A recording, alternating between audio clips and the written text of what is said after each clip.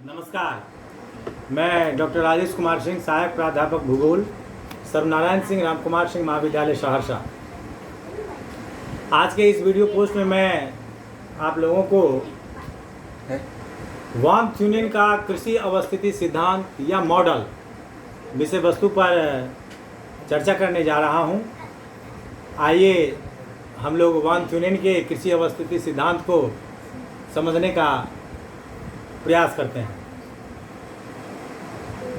विश्व में दिए गए विभिन्न अवस्थिति सिद्धांतों में वान थ्यूनेन का कृषि अवस्थिति मॉडल प्रथम है, जिसमें कृषि प्रतिरूपों का निर्धारण और कृषि भूमि उपयोग से संबंधित कारकों की व्याख्या की गई है और जिसके आधार पर भूमि के अनुरूप कृषि फसलों के चयन को समझाया गया। हम इस पोस्ट में इस मॉडल के बारे में समझने का प्रयास करेंगे। हम इस मॉडल की आलोचनात्मक परीक्षण करने के साथ साथ भारत के संदर्भ में भी इसे समझने का प्रयास करेंगे।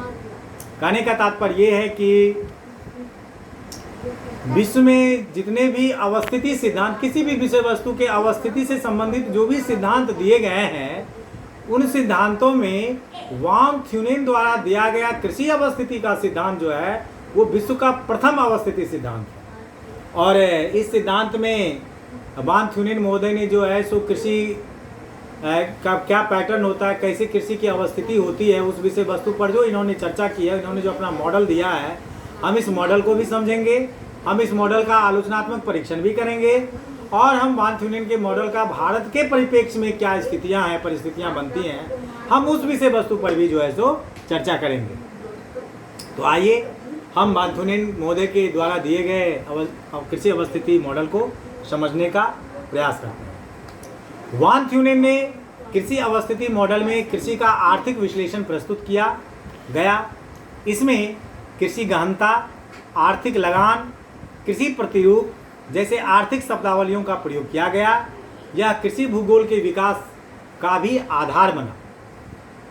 यह मॉडल मुख्यतः तुलनात्मक लाभ पर आधारित है, जिसमें कृषकों को सर्वाधिक लाभकारी फसलों के चयन के लिए प्रेरित किया गया। इनके अनुसार किसी भी कृषि भूमि पर विविध प्रकार के फसलों की कृषि की जा सकती है, लेकिन कृषकों को उन्हीं फसलों को प्राथमिकता देनी चाहिए जिसमें अधिक लाभ प्राप्त किया जा सके या प्राप्त हो सके। कहने का मतलब यह है कि वान थ्यूनेन महोदय ने जो अपना मॉडल दिया, उस मॉडल में उन्होंने कृषि गहनता, आर्थिक लगान, कृषि प्रतिरूप जैसे आर्थिक शब्दावलियों का प्रयोग किया। और इनका जो मॉडल है, इस मॉडल के द्वारा उन्होंने कृषकों को ये बताने का प्रयास किया कि माने कि जैसे किसी भी जगह पर, किसी भी खेत पर, किसी क्षेत्र पर कोई भी फसल हम उगा सकते हैं, लेकिन इनका कहना था, इन्होंने जो सिद्धांत दिया उस सिद्धांत के माध्यम से इनका कहना ये था कि किसी भी भूमि पर हम उन्हीं फसलों का उत्पादन करें, उन्हीं फसलों को लगाएं जिससे कि कृषक को अधिक से अधिकतम लाभ प्राप्त हो सके। वैसे ही फसलों की कृषि की जानी चाहिए। वान थ्यूनेन ने कृषि अवस्थिति विश्लेषण के लिए कुछ मान्यताओं का सहारा लिया। उनके अनुसार एक स्वतंत्र समरूप एवं वियुक्त प्रदेश है जहां भौतिक जलवायु समरूपता पाई जाती है और स्वयं में यह परिपूर्ण प्रदेश है। इनमें कोई एक बाजार है जहां कृषक अपने उत्पादों का विक्रय और अन्य उत्पादों का क्रय कर सकते हैं। परिवहन का एकमात्र साधन घोड़ागाड़ी है और दूरी एवं भार के अनुपात में परिवहन लागत में इकाई वृद्धि होती है। कहने का तात्पर्य यह है कि इन्होंने जो अपना मॉडल दिया, इस मॉडल में उन्होंने जो है एक परिकल्पना की। परिकल्पना इनका ये था कि इन्होंने कहा कि मान लीजिए कि कोई एक स्वतंत्र प्रदेश है जो कि परिपूर्ण प्रदेश है और उस प्रदेश में मात्र एक बाजार है जहां पर कि कोई भी कृषक अपना कृषि उत्पाद बेचता है और अन्य उत्पाद को वो जो है सो वहां से खरीद सकता है। कहने का तात्पर्य यह है कि उस एकाकी प्रदेश में, जिस एकाकी प्रदेश की इन्होंने परिकल्पना की, उस एकाकी प्रदेश में मात्र एक ही बाजार है। और फिर उन्होंने कहा कि उस एकाकी प्रदेश में परिवहन का मात्र एक साधन है, वो साधन है घोड़ागाड़ी। और उस परिवहन के साधन में दूरी और वजन के हिसाब से जो है सो परिवहन व्यय जो होता है उसमें इकाई वृद्धि होती है। तो इन्होंने अपने सिद्धांत में इस क्षेत्र की परिकल्पना की, इस तरह के क्षेत्र की परिकल्पना की। तो आप भी इस थ्यूनेन महोदय के मॉडल को समझने के लिए उस ऐसे एक क्षेत्र की कल्पना कीजिए मन में, और तब इनके सिद्धांत को समझने में आपको काफ़ी मदद मिलेगी और बड़ी आसानी से आप इनके सिद्धांत को समझ सकेंगे। थ्यूनेन महोदय ने कृषि अवस्थिति विश्लेषण के लिए जो मान्यताएं या जो कुछ मान्यताएं मानी उसको अभी हम लोगों ने देखा। आगे हम जो बात कर रहे हैं वो ये कहना है कि उपरोक्त मान्यताओं के आधार पर, यानी इन्होंने जो मान्यताएं मानी थी, अगर हम वैसे प्रदेश की परिकल्पना कर लें तब क्या हो सकता है। तो उपरोक्त मान्यताओं के अनुसार यदि जहाँ पर ये लागू होती हैं तो बाजार के चारों ओर कृषि भूमि उपयोग प्रतिरूप संकेंद्रीय वलयाकार पेटी के रूप में होगा। मतलब कि कहने का है कि अगर आप ऐसे प्रदेश की एकाकी प्रदेश की परिकल्पना कर लेते हैं, जो जिस तरह से थ्यूनेन महोदय ने कल्पना की, अगर उस तरह का कोई क्षेत्र है तो वैसे कृषि क्षेत्र, वैसे जो प्रदेश हैं उस प्रदेश में बाजार के चारों वलयकार रिंग के रूप में जो है सो कृषि प्रदेश का विकास होगा। वो जो कृषि पेटियां होगी वो वलयाकार होंगी, और जिसमें बाजार के चारों ओर, आगे ये कहते हैं कि वो जो वलयाकार पेटी है वो बाजार के चारों ओर 6 कृषि पेटी का विकास हो जाएगा। यानी कि बाजार से ले करके जहाँ तक वो प्रदेश है उसके सीमा तक अगर हम जाएं तो 6 कृषि पेटी का विकास होगा। तो हम लोग आइए देखेंगे कि ये 6 पेटी का विकास जो होगा वो कौन सी पेटी होगी, और इन पेटियों में किन किन फसलों की कृषि की जाए ताकि वो अत्यधिक लाभप्रद हो कृषकों के लिए। तो इन 6 पेटियों में, इसमें से प्रत्येक में विशिष्ट कृषि प्रतिरूप विकसित होंगे। यानी कि ये जो 6 पेटी है उसमें प्रत्येक पेटी में एक अलग कृषि प्रतिरूप जो है सो विकसित होगा। इन पेटियों में बाजार से दूरी के साथ कृषि गहनता में कमी आएगी और उसी अनुपात में लाभ में भी कमी आती जाएगी।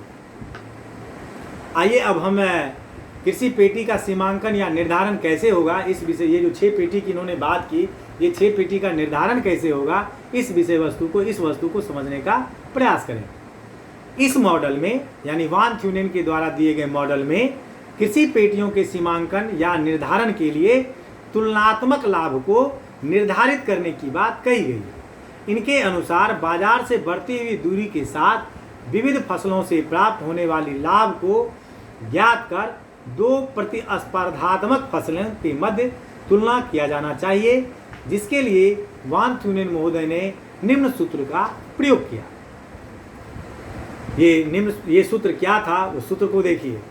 2 प्रमुख फसलों की तुलना की स्थिति में जिस फसल से अधिकतम लाभ की प्राप्ति हो उसे प्राथमिकता दिया जाना चाहिए, लेकिन जैसे ही एक फसल की तुलना में दूसरे फसल से होने वाले लाभ में वृद्धि हो जाती है तब पहले फसल की कृषि बंद कर देनी चाहिए और दूसरे फसल की कृषि प्रारंभ कर देनी चाहिए। इसी क्रम में अन्य फसलों के साथ ही तुलना करते हुए फसलों के क्षेत्र का निर्धारण किया जाना चाहिए। फसलों से होने वाले लाभ को परिवहन लागत के साथ ही कृषि फसलों की प्राकृतिक भंडारण क्षमता को भी ध्यान में रखना आवश्यक है। यानी कहने का मतलब ये है कि वान थ्यूनेन महोदय का कहना ये है कि ये जो पेटी होगी उस पेटी में आप जो मान लीजिए फसल करते हैं तो आप उसमें 2 फसल उत्पादन अगर आप कर रहे हैं तो आप ये देखिए कि फसल के उत्पादन में आपका जितना, कृषक को जितना व्यय हो रहा है और उस फसल को तैयार करके बाजार तक ले जाने में जो परिवहन व्यय लग रहा है और उसको बेचने के पश्चात जो उसको आय पैसा मिल रहा है और उसका टोटल लागत यानी परिवहन लागत के साथ उत्पादन लागत दोनों को मिला करके देखिए, और उन 2 फसलों में जिसमें आपको अधिक बचत हो रही है, कृषकों को अधिक लाभ हो रहा है, कृषक को उस पेटी में वही फसल जो है सो लगाना चाहिए ताकि कृषक के लिए वो लाभप्रद होगा। वान थ्यूनेन के अनुसार कृषक बाजार के मांग के अनुरूप फसलों में फेरबदल करने के प्रति जागरूक होते हैं। ऐसे में उन फसलों को प्राथमिकता देते हैं जिसकी मांग अधिक हो और उसी आधार पर कृषि भू उपयोग का निर्धारण किया जाता है। इस आधार पर निर्धारित 6 कृषि पेटियां निम्नलिखित होगी। यानी कि जिस तरह से उन्होंने कहा उस तरह से अगर आप फसलों का निर्धारण करते हैं कि किस पेटी में कौन सी फसल हमारे लिए लाभप्रद होगा, तो ये जो पेटी का, जब लाभप्रद पेटी का जब हम बात करते हैं, तो ये 6 पेटी जो होगा किसी शहर के चारों तरफ, वो पेटी कैसी होगी, वो 6 पेटी कौन सी होगी और किस पेटी में कौन सी फसल लगेगी, इसके बारे में वान थ्यूनेन मोदे कहते हैं कि ये 6 पेटी कैसी होगी। वो देखिए, पहली पेटी जो होगी यानी कि शहर से ठीक लगा हुआ जो क्षेत्र होगा, वहाँ पर वो कहते हैं कि पहली पेटी में दूध, सब्जी, फल, ये 3 फसलों की खेती अधिक होगी और वो जो है सो सर्वाधिक लाभप्रद होगा। दूसरी पेटी में वो ईंधन की लकड़ी की पेटी की बात करते हैं। यहाँ पर थोड़ा सा आपको लगता होगा कि ये ईंधन की लकड़ी की बात यहाँ क्यों है। तो वान थ्यूनेन ने जिस समय में अपना कृषि मॉडल दिया था, उस समय में हमारे पास ईंधन के लिए जो खाना बनाने का जो होता है, या उसके लिए हम लकड़ी का ही प्रयोग करते थे। लकड़ी का ही चूँकि प्रयोग होता था उस समय में, इसीलिए तो लकड़ी आएगा कहाँ से। तो इसीलिए वान थ्यूनेन कहते हैं कि उसके बाद वाली जो दूसरी पेटी जो होगी, उस पेटी में ईंधन की लकड़ी की खेती होगी, अधिक मात्रा में होगी, जो किसानों के लिए लाभप्रद होगा। तीसरी पेटी में वो कहते हैं कि तीसरी पेटी जो होगी वो गहन कृषि पेटी होगी, यानी वहाँ पर अनाज, धान, गेहूँ जो होता है इसकी खेती गहन कृषि होगी, वो तीसरी पेटी होगी। चौथी पेटी में कहते हैं कि वहाँ पर जो है सो कुछ फसल होगा, चारा उत्पादन होगा और प्रति भूमि वहाँ पर अधिक होगा, प्रति लोग भूमि को प्रति छोड़ देंगे।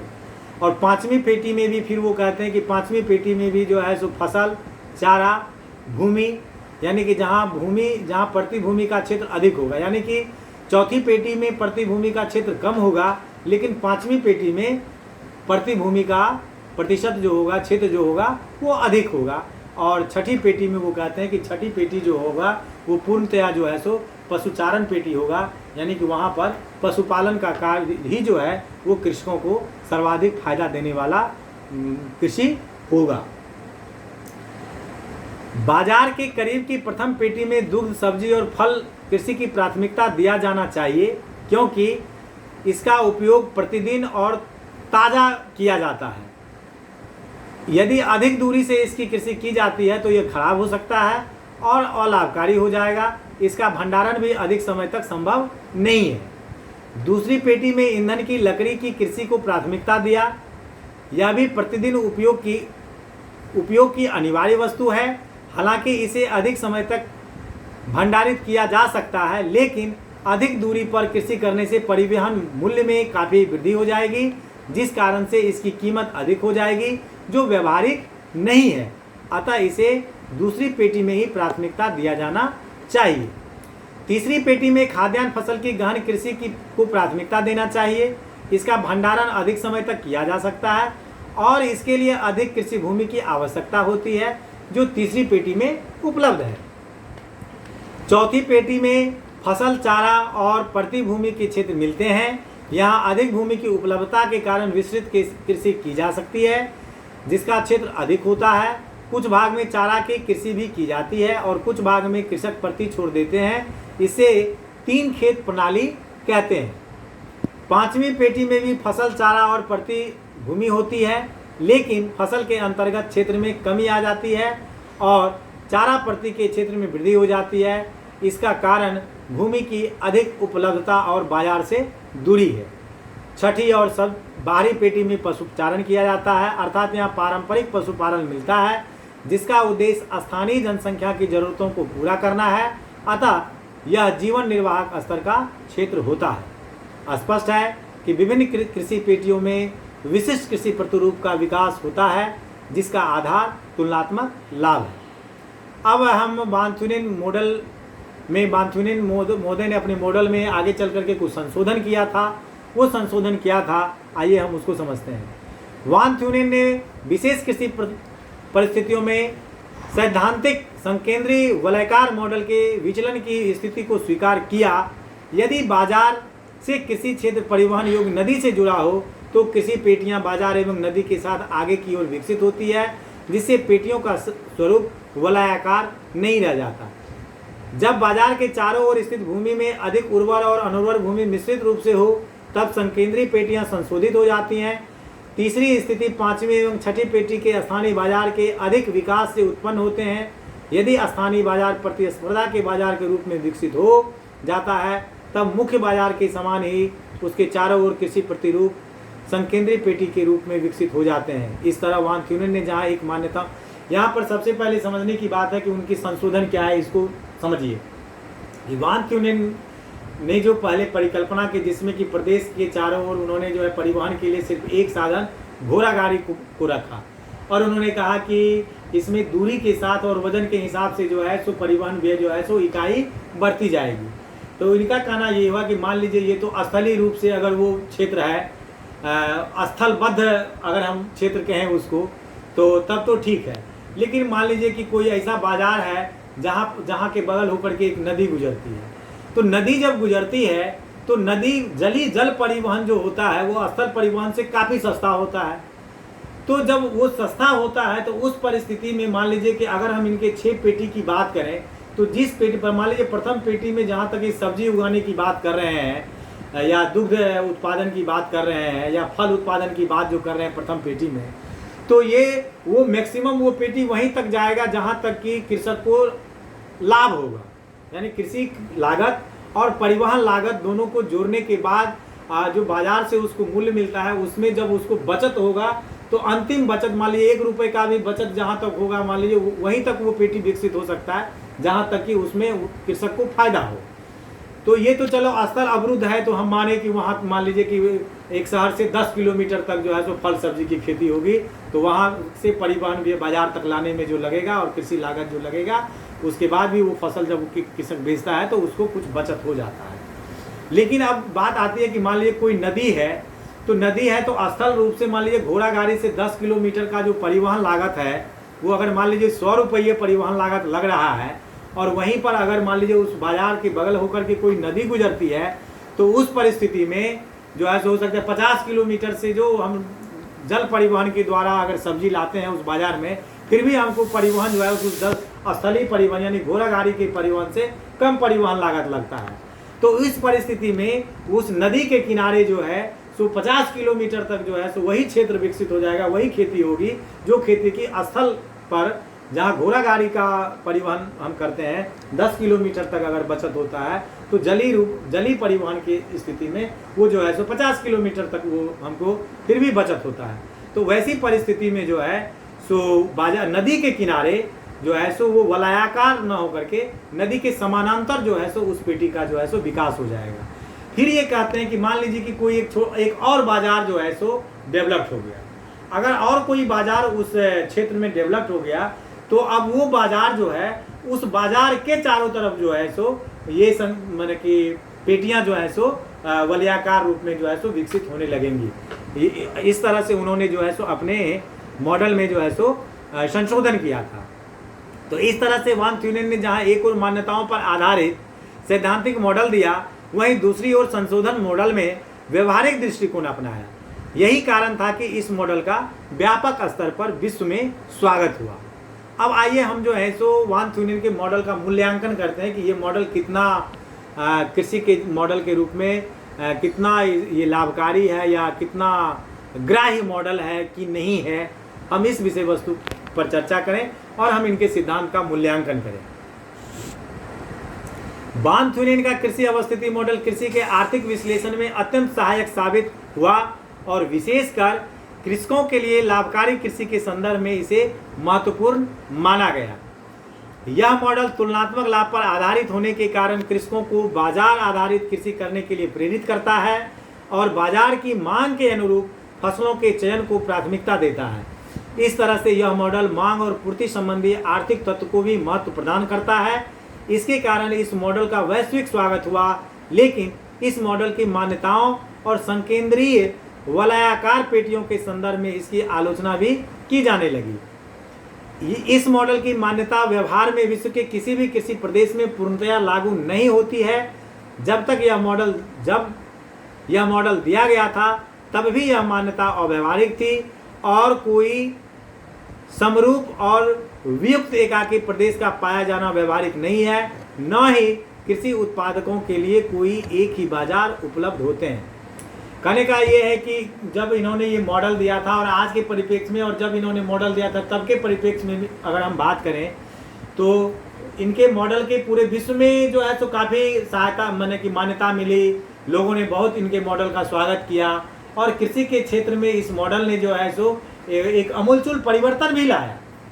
लेकिन इन्होंने जो एक एकाकी प्रदेश की बात की, एक ही बाजार की बात की, परिवहन में घोड़ा गाड़ी की ही सिर्फ बात की, तो ये जो है मैंने लोगों का कहना है, आलोचना जब हम लोग इनकी करने लगते हैं तब हम कहते हैं कि ऐसा जिस समय में वान थ्यूनेन ने अपना मॉडल दिया तब भी और आज भी पूरे विश्व में इस तरह का कोई ऐसा प्रदेश नहीं है जिसकी हम इस तरह से कल्पना कर सकते हैं कि वहाँ एक ही बाजार हो, परिवहन का एक ही साधन हो और वलयाकार रूप से विस्तृत होता हो। ऐसी व्यवस्था और ऐसी बात न तो उस समय थी न आज के परिप्रेक्ष्य में है। तो यहाँ पर जो है सो हम इस आधार पर इनके मॉडल की आलोचना करते हैं।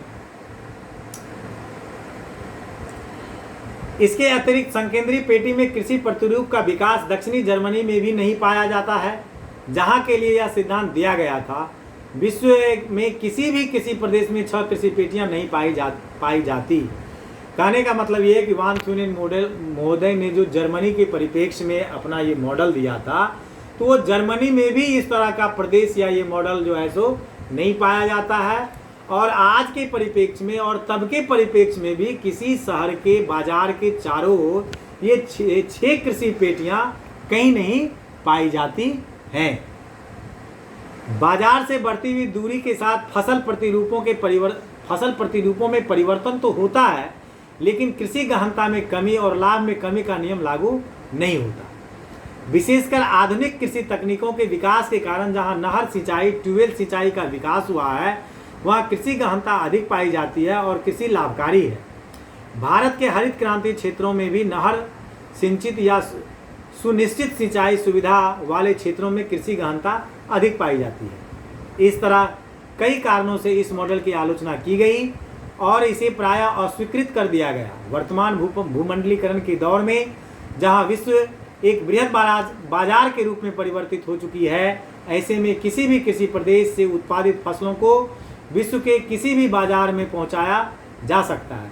अतः एक एकाकी प्रदेश और एक बाजार आधारित मॉडल व्यवहारिक नहीं रह गया। इसी कारण डन, चिशोम, सोरले जैसे भूगोलवेत्ताओं ने इस मॉडल की आलोचना की। हालांकि चिशोम, जो इस मॉडल के एक बड़े आलोचक थे, ने इस मॉडल को अत्यंत व्यापक संदर्भ में देखने की बात कही। उनके अनुसार यह मॉडल एक छोटे फार्म हाउस से लेकर संपूर्ण विश्व के लिए लागू होता है। यदि विश्व में कृषि प्रतिरूपों का अध्ययन किया जाए तब पेटियों की संकल्पना को लागू होते देखा जा सकता है, जैसे उष्णकटिबंधीय बागवानी फसलों की पेटी, मानसूनी चावल कृषि पेटी, मध्य अक्षांशीय गेहूं पेटी, डेनमार्क न्यूजीलैंड की दुग्ध पेटी। इन पेटियों में उत्पादित विभिन्न कृषि एवं सह उत्पादकों को विश्व के विभिन्न बाजारों में पहुंचाया जाता है। अर्थात यह पेटियां बाजार की मांग पर आधारित है। यह स्थिति वान थ्यूनेन के मॉडल की मूल संकल्पना के अनुरूप है। भारत में पंजाब, हरियाणा जलवायु के दृष्टिकोण से गेहूं का प्रदेश है, लेकिन यहाँ उच्च किस्म के बासमती चावल की कृषि की जाती है जो सऊदी अरब, अरेबियन देशों में और अमेरिका के मांग पर आधारित है। प्रादेशिक स्तर पर भी पेटियों की संकल्पना लागू होती है। यूरोप में, पश्चिमी यूरोप में सर्वप्रथम दुग्ध पेटी, पुनः गहन कृषि की पेटी बाजार एवं अधिक जनसंख्या आधारित ही है।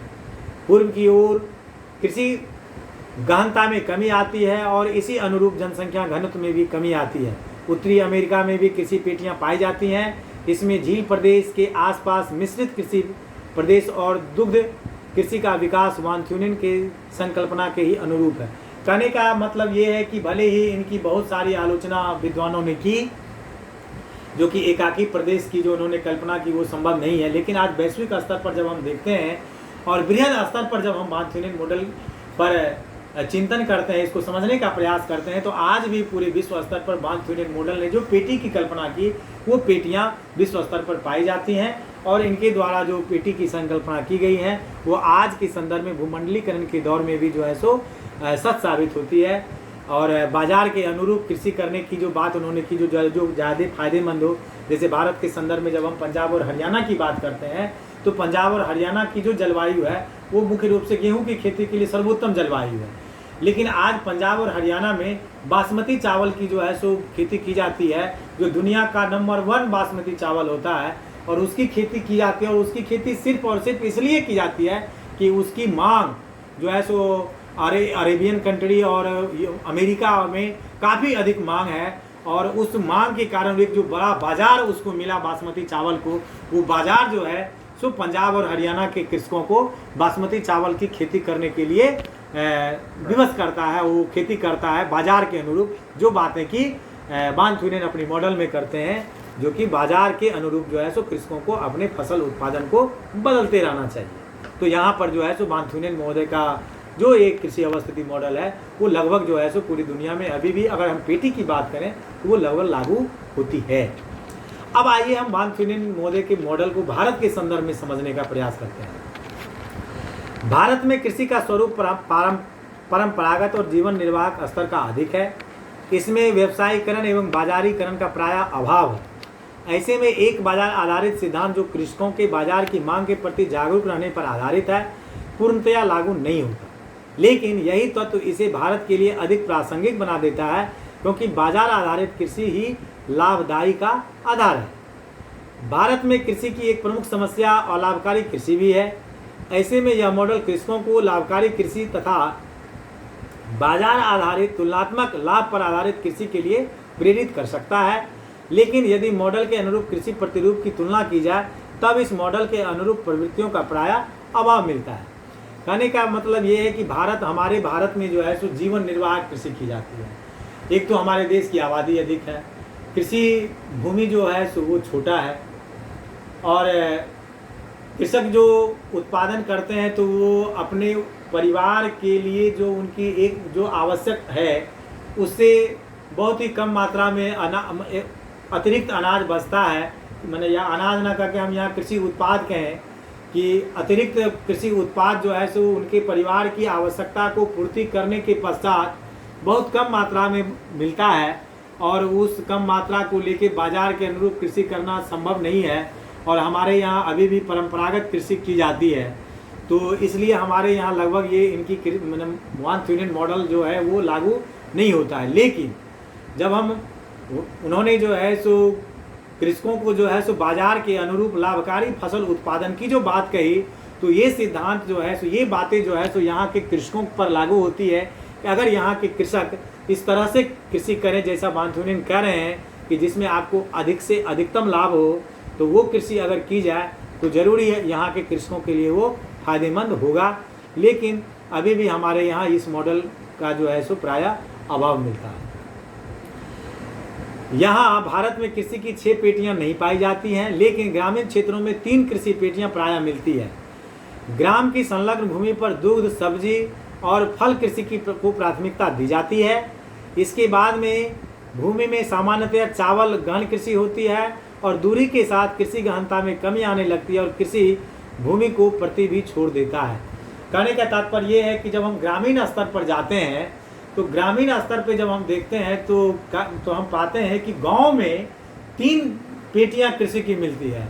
और ये साधारणतः हम और आप सब प्राय हम सब ग्रामीण परिवेश के लोग हैं, गांव से जुड़े हुए हैं, तो ये 3 पेटी को आप भी जो है सो बड़ी आसानी से समझ सकते हैं कि आप गाँव और में देखिएगा कि घर के नज़दीक जो है सो लोग साग सब्जी फल की खेती करते हैं, और उसके बाद जो है सो गहन जैसे चावल गेहूं की खेती करते हैं।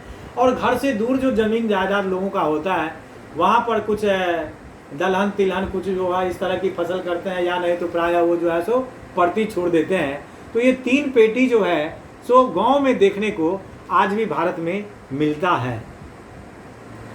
ऐसे किसी प्रदेश में जहां हरित क्रांति सफल रही है, जहां नहर, सिंचाई, ट्यूबवेल आदि का विकास व्यापक रूप से हुआ है, वहाँ वहाँ व्यापक प्रभाव कृषि प्रतिरूप और पारंपरिक कृषि पेटी पर हुआ। यहाँ नहर सिंचाई के क्षेत्रों में कृषि गहनता अधिक पाई जाती है, ऐसे क्षेत्रों में प्रतिभूमि नहीं पाई जाती। अतः मुख्य ग्राम से दूरी के बावजूद सुनिश्चित सिंचाई की सुविधा में कृषि पेटियां संशोधित हो गई हैं। ऐसे सिंचित प्रदेश जहां हरित क्रांति के मुख्य क्षेत्र नहीं है, वहाँ कृषि प्रतिरूपों में व्यापक बदलाव हुआ है। इस तरह भारत में यह मॉडल अपने मौलिक रूप में लागू नहीं होता, लेकिन इसके अनुरूप कुछ प्रवृत्तियाँ पारंपरिक कृषि क्षेत्र में पाई जाती हैं। सिंचित क्षेत्रों में कृषि बाजार आधारित या व्यापक कृषि को भी प्राथमिकता दे रहा है। यह इस मॉडल के अवधारणा के अनुरूप है। स्पष्ट है कि यह मॉडल हालांकि अपने मौलिक रूप में भारत में लागू नहीं होता, लेकिन लाभकारी कृषि और बाजार आधारित संबंधित मौलिक उद्देश्य वर्तमान में और भी प्रासंगिक हो जाते हैं। इस पोस्ट में आपने वान थ्यूनेन का कृषि अवस्थिति मॉडल विषय वस्तु को पढ़ा, समझा।